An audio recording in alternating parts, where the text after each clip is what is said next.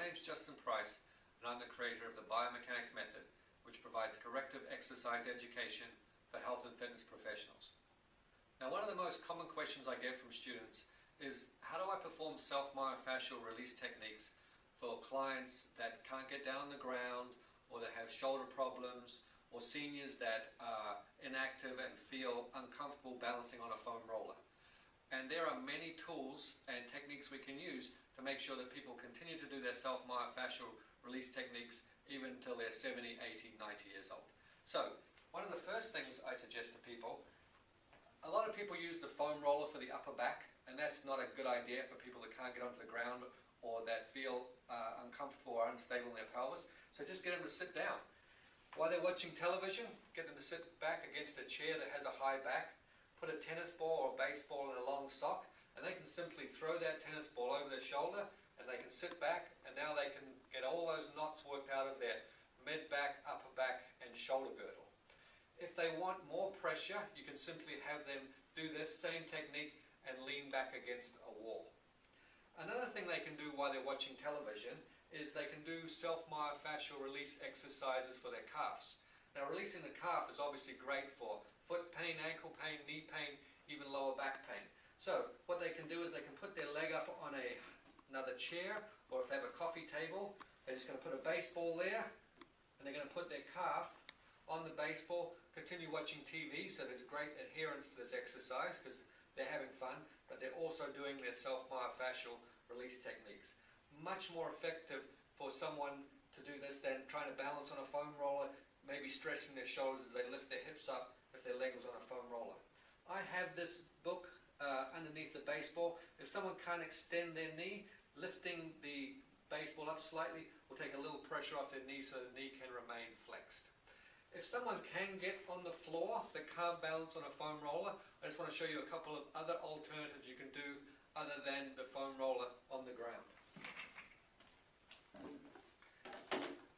So,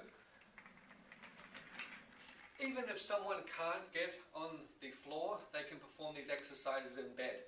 If someone is on a baseball or a tennis ball on their buttocks or lower back and on their bed, all you do is you put a book underneath the ball. Otherwise, the ball tends to sink into the softness of their foam, of their mattress. But if they're doing it on the floor, you can just put the baseball or tennis ball on the floor. So, you would have someone lie down, and instead of using the foam roller where they have to balance, they can use a baseball or tennis ball, if a baseball is too hard, underneath their buttocks.